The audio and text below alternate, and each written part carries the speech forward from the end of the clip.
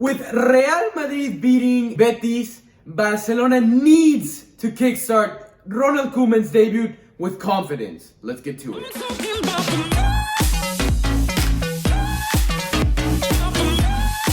Hello guys, welcome back to El Merengue Culé. I hope you're having a fantastic day. Let's get straight into the Villarreal versus Barcelona matchup. So first off guys, this game means a lot to Barcelona. Of course, we are a few games behind most of the teams in La Liga. Most teams have 2, possibly even 3 games, and we still have yet to play our first game. Now with Real Madrid dropping points in the first game of La Liga, we need to start applying pressure. Yeah, exactly. Yeah, I think if Barcelona gets...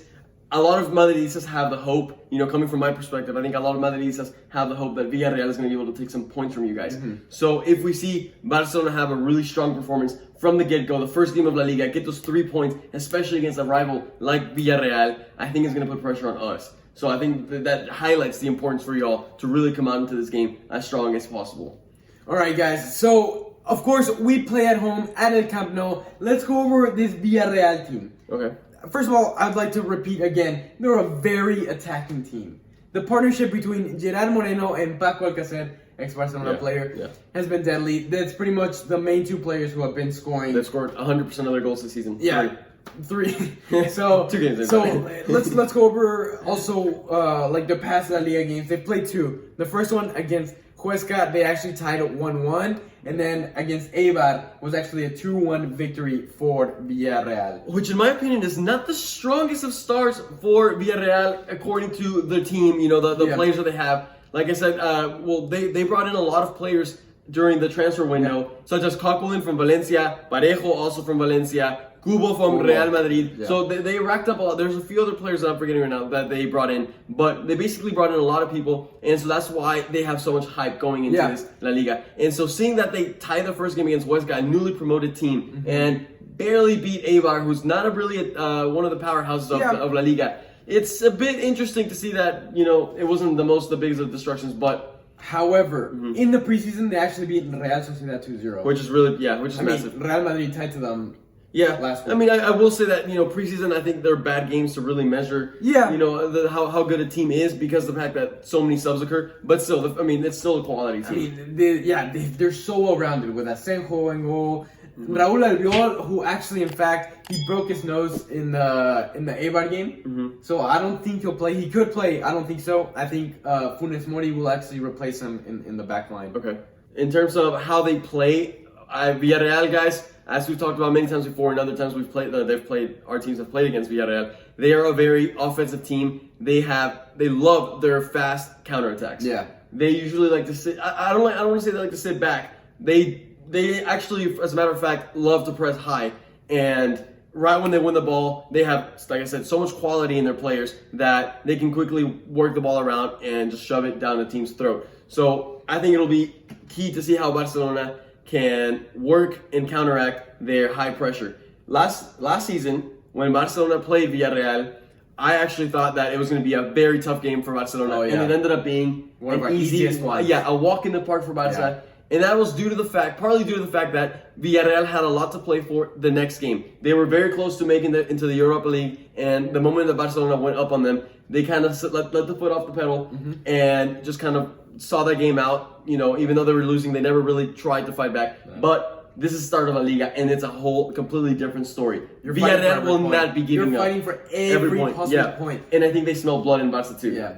So now, before we transition to going over the starting lineup and our score predictions, I would like to say, if you guys haven't watched Real Madrid's video today, make sure you do so. It will be linked up here. Okay, so let's transition. Who do I think will be in the starting lineup? Well, first tell us, what players Barca is bringing to this game. I think it's important for us to know who they're bringing and also who's not going to be there. Yeah, we'll start off by who's not going to be there. Yeah. So... obviously, Ter Stegen is injured. I think it'll be late October until he finally recovers from that injury. We sold Suarez to Atletico Madrid. It's a Barca legend, but it was his time. It was his time to go. It wasn't the best ways of letting him go. I agree. We also sold Semedo. Wolves. Yeah. Again, personally, I don't think we should have sold them. It just seems like y'all are selling a lot of players and not really bringing anyone in. I feel like if we're gonna sell an outside back, it should have been Sergio Roberto. Anyways. Vidal, also debatably our best midfielder of last season, gone. Yeah. Gone. That's a lot. That's the backbone of the team gone. The backbone of the forward, the backbone of the attack, Suarez gone. The backbone of the midfield, Vidal gone. Ter Stegen gone, and Semedo, another really key player. So with that being said, let's transition over to the starting 11. Okay, so without Ter Stegen, it's going to have to be Neto on goal. I don't think there's much surprise on that. Jordi Alba on the left-hand side, doesn't have much competition, should be a shoo-in. Lenglet and Piqué, again, not too much competition. No, that's classic lineup with the defense. Yeah. Sergio Roberto, Koeman's been liking him. Again, also without Semedo, doesn't have much competition. No. A shoo-in. And this is the backline that, pretty much...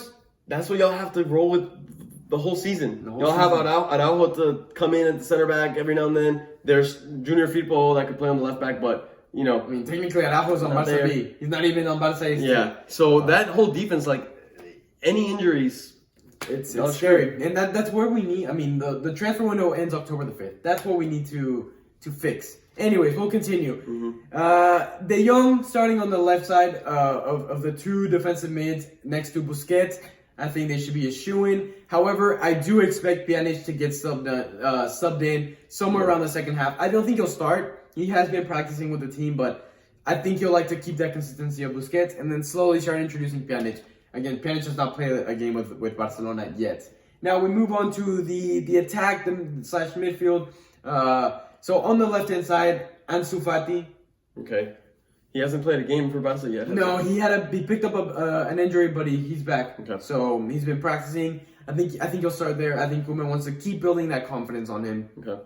Now, the attacking mid is an iffy position because we have seen Messi and Griezmann occupy that attacking mid in the same game. They keep transitioning between forward and attacking mid. Mm-hmm. So again, I think it'll be another one of those that's it's a gray. It's not like you're sitting in this position. It's going to be a back and forth rotation between Griezmann and Messi. Okay. And now on the right-hand side, I think it's going to have to be Coutinho. That's interesting because, the whole conversation was how Coutinho hasn't been playing in his position. And in preseason, he played a center attacking mid where he's supposed to play, and we saw how much better he did. So it'd be kind of reverting right back to the whole thing of playing Coutinho out of position. However, I do think it won't just be Messi and Griezmann rotating. I think Coutinho will definitely find some spots inside. And Messi, he loves a free roam. He loves to find that right-hand spot. So I think it'll be kind of like a triangle rotating, which I think I really like. Okay. I think if you leave Griezmann up there just as a sole striker without much movement, it's easy to mark him. And that's what happened last season. Now, if you have this trio moving around, you have the backline of the other team moving around, and at any moment there's a mistake can happen. And Barcelona is experts at finding those mistakes. It could definitely drive the Villarreal defense crazy with all that movement going on, because then the defenders start to lose track of who they're supposed to stay with, and that's what creates a little bit of chaos in that defense. In terms of De Jong and Busquets should be pretty solid in the middle. I think it'll be a pretty interesting team to watch. Yeah. Now, with Suarez's departure, Messi uploaded this picture to Instagram, pretty much saying, Suarez deserved a better, his departure, it should have meant more. He was kicked out, and Messi started taking shots at Barcelona's board of directors. Yeah. I think in doing that, Messi has to have the perfect game. He can't go and start talking shit about the board of directors and then have a shitty game. I think he built up a lot of pressure around himself, and he has to deliver. Yeah, especially with the whole drama of him, take out the Suarez part, but the whole drama of him wanting to leave. If he's gonna stay, he's gonna have to prove that he's gonna be committed to the team. Yeah. And this game is gonna be crucial. There's no I don't think he has room to really be putting his head down if the team goes down. He's gonna have to fight. Potentially his last season with Barca, who knows? Yeah, who knows? He could sign a new contract. We'll have to see. But yes, he's definitely gonna have to have a solid game, and that'll be one of the lookout points for this match. What about if we move into the predictions? The final segment of the pre-game analysis. So obviously Villarreal is a very attacking team, and I don't think they have much of an issue scoring a goal, and I do think we will concede a goal. Yeah, I'm gonna go 2-1. 2-1 victory for Barcelona. 2-1 victory for Barcelona. I don't think, and I don't want to see Barcelona pick up all the points. So I definitely do think, and I'm going to be going for a 2-2 draw at for Villarreal for Villarreal, I guess. So guys, this is my question to you. Obviously, with Suarez gone, we lack this true number 9 forward. We lack a true number 9. Do you guys think we need to go out and spend money in an out-and-out striker, or utilize that money to solve the issues in the back? Yeah, I definitely want to know you guys' answer. I think the answer for me is pretty clear that it's a yes.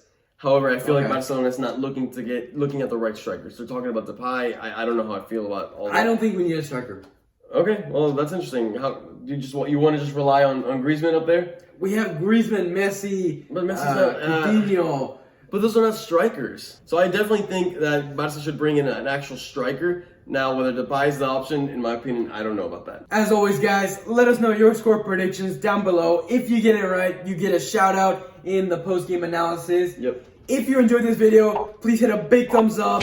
Don't forget to hit the subscribe and the notification bell on. And as always, guys, Visca Barça!